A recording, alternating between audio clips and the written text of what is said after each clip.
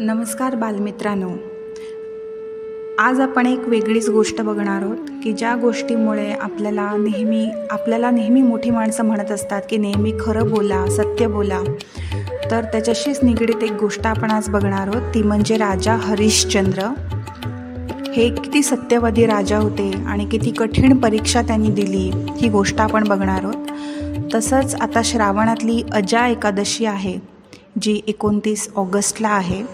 तर ह्या एकादशीचं आणि राजा हरिश्चंद्र यांच्या गोष्टीचा काय संबंध आहे हे सुद्धा आपण बघणार आहोत. पण एकादशीचा आणि ह्या अजा एकादशीचा आणि राजा हरिश्चंद्र यांचा संबंध सांगण्यापूर्वी चला ऐकूया राजा हरिश्चंद्र आणि त्यांच्या पत्नी तारामती यांची ही हृदयद्रावक गोष्ट.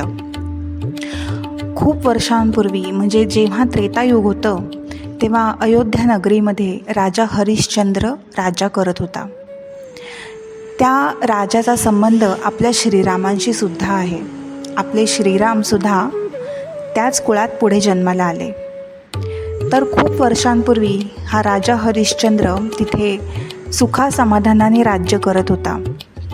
त्याच्या राज्यातली प्रजासुद्धा अतिशय सुखी होती.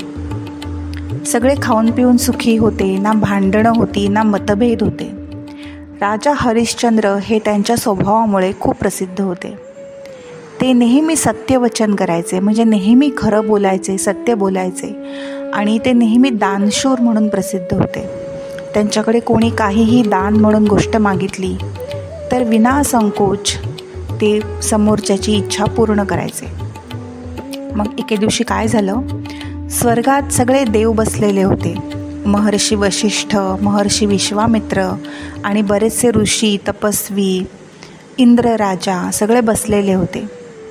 त्यापैकी महर्षी वशिष्ठ जे होते ते राजा हरिश्चंद्र यांचे गुरु होते.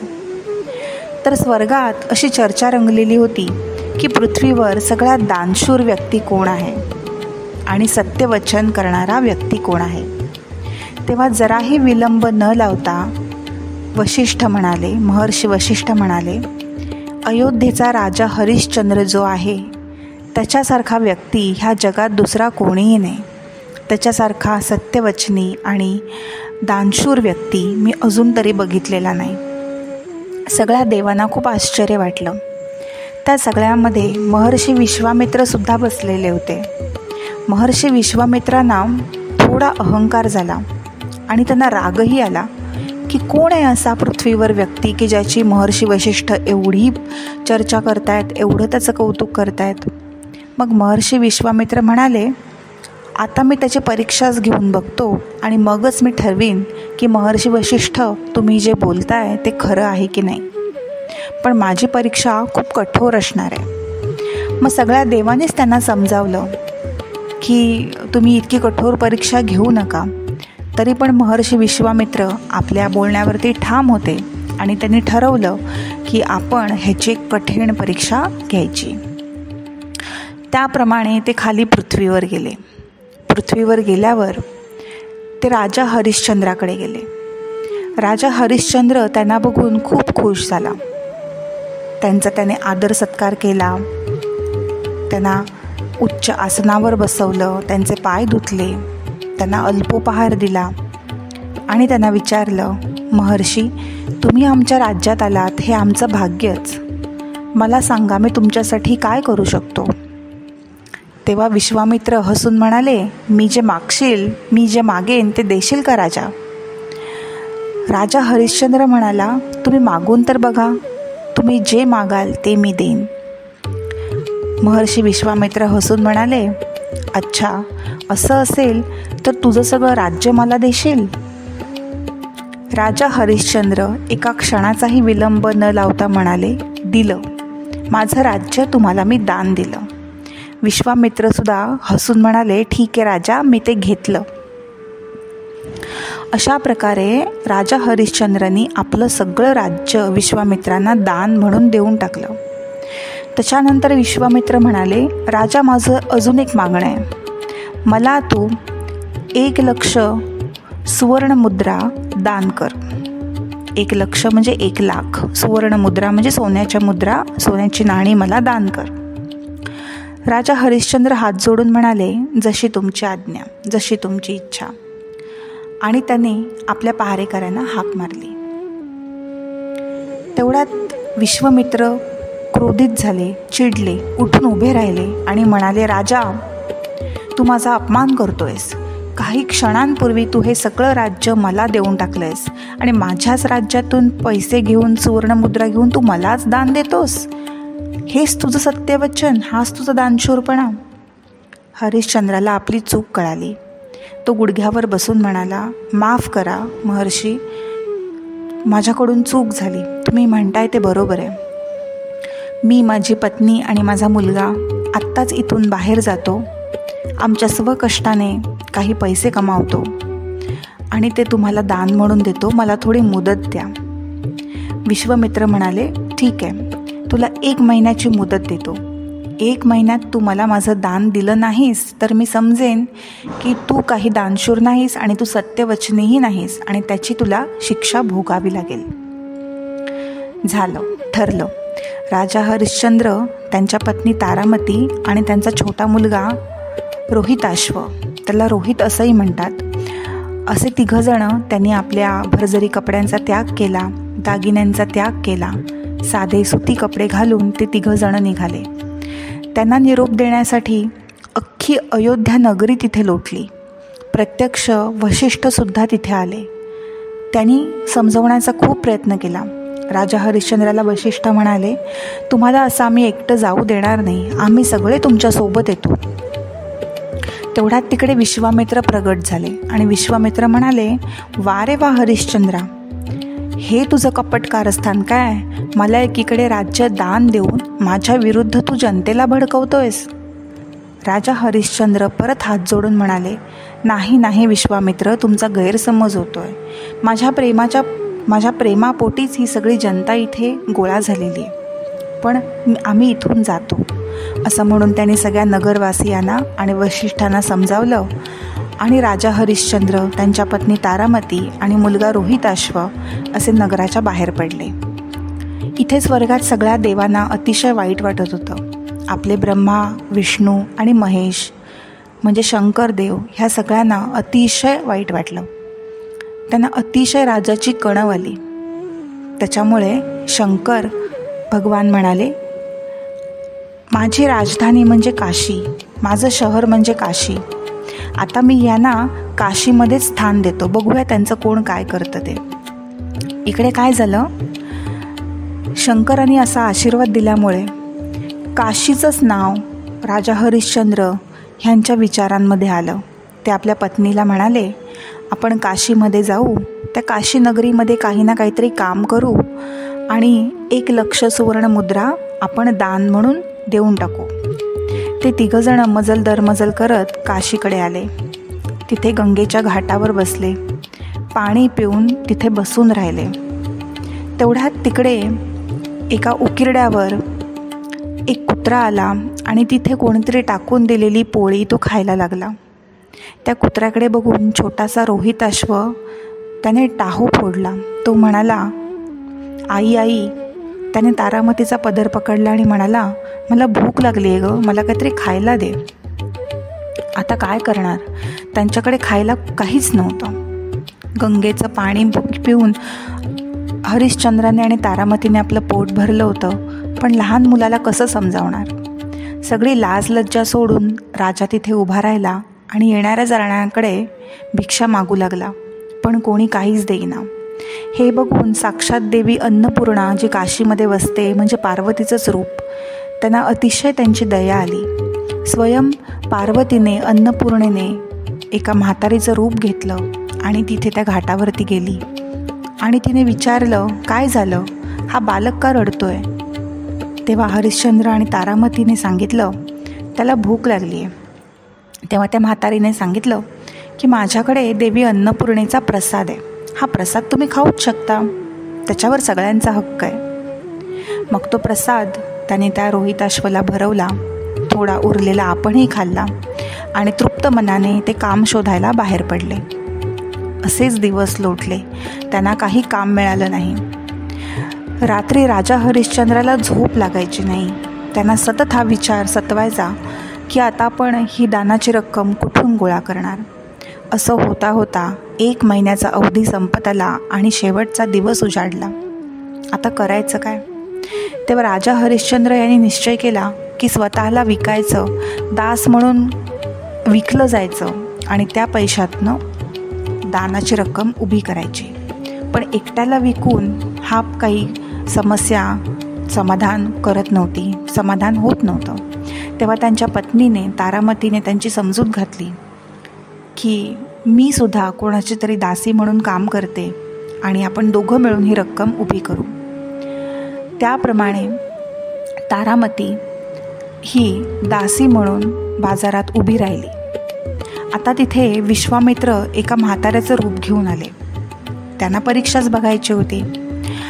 ते म्हणाले, माझी एक वृद्ध आई आहे, तिची सेवा शुश्रूषा करायला आम्हाला एक दासी हवी आहे, तर मी ह्या दासीला विकत घेऊ इच्छितो. असं म्हणून त्यांनी सुवर्णमुद्रा राजाकडे दिल्या आणि ते तारामतीला म्हणाले, चल माझ्याबरोबर. जशी तारामती तिकडनं निघाली, तिच्या मुलाने रोहिताश्वने हंबरडा फोडला आणि तो आईचा पदर काही सोडेना. आई मुलाची ताटातूट बघून देवतांच्या पण डोळ्यात पाणी आलं. तारामतीने विश्वामित्रांना एक विनंती केली की तुम्ही माझ्या मुलाला पण विकत घ्या, आम्ही लेकरं एकत्र राहू आणि तुमची सेवा करू. विश्वामित्र त्या गोष्टीला अजिबात तयार नव्हते. ते म्हणाले, ह्या मुलाला जर मी विकत घेतलं तर तू या मुलाचीच कोड कौतुकं करत बसशील माझ्या आईकडे, तू बघणारच नाहीस. तेव्हा तारामतीने त्यांना शब्द दिला, तसं होणार नाही, कृपया तुम्ही ह्या माझ्या मुलाला सुद्धा विकत घ्या, अशी माय लेकराची ताटातूट करू नका. विश्वामित्र एवढे कठोर, पण त्यांच्या हृदयाला सुद्धा पाझर फुटला आणि त्यांनी काही अजून रक्कम राजा हरिश्चंद्राच्या हातात दिली आणि त्यांनी रोहिताश्वला पण आपल्याबरोबर घेतलं. त्या दोघांना घेऊन ते एका म्हातारीच्या झोपडीकडे आले आणि त्या म्हातारीची सेवा करायला सांगून ते परत आपल्या मूळ रूपात आले आणि ते राजाकडे गेले. राजाला म्हणाले, आता तुझी मुदत संपत आली आहे, माझं दानाची रक्कम जमली का. अजून थोडा सूर्यास्त व्हायला अवधी होता, वेळ होता. तेव्हा राजा हरिश्चंद्र म्हणाला, नाही गुरुदेव, तुम्ही थोडा वेळ द्या मला, अजून सूर्यास्त व्हायला वेळ आहे. मी स्वतःला विकतो, त्यातनं जी रक्कम उभी राहील त्याने हे 1 लक्ष सुवर्णमुद्रा मी तुम्हाला देतो. राजा हरिश्चंद्र पूर्ण काशीनगरी फिरला, पण त्यांना कोणीच विकत नाही घेतलं. फिरत फिरत ते स्मशान घाटावर गेले. तिथे साक्षात धर्मदेव एका चांडाळाचं रूप घेऊन उभा होता. आता चांडाळ म्हणजे कोण? जे मृतदेहांना अग्नी देतात, पुढचे सगळे संस्कार करतात, त्यांना म्हणतात चांडाळ. तर असा चांडाळाचं रूप घेऊन स्वतः धर्मदेव तिथे उभा होता. त्याने आपला दास म्हणून राजा हरिश्चंद्राला ठेवून घेतलं आणि काही रक्कम पण दिली. अशा प्रकारे पूर्ण दानाची रक्कम तयार झाल्यावर विश्वामित्रांना ते दान दिलं आणि राजा हरिश्चंद्र तिथे दास म्हणून रुजू झाले.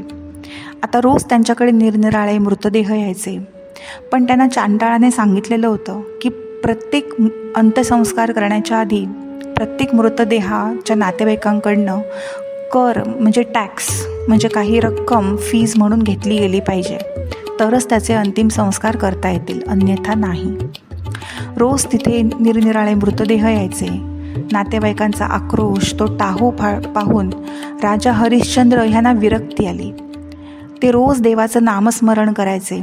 आणि इथेच मित्रांनो अजा एकादशीचं महत्त्व आहे.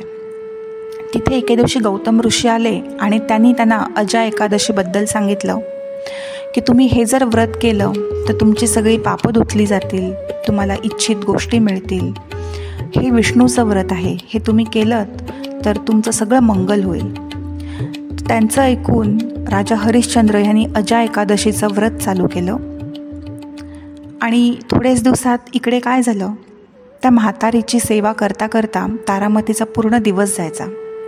एके दिवशी त्या वृद्धेने रोहिताश्वला बागेत पाठवलं पूजेची फुलं आणण्यासाठी. पण त्या बागेत एक विषारी साप होता. त्याच्या दंशामुळे रोहिताश्व तिथेच बिचारा तडफडून त्याने प्राण सोडला. इकडे बराच वेळ झाला रोहिताश्व परत का नाही आला म्हणून तारामती बघायला गेली आणि तिने हंबरडा फोडला.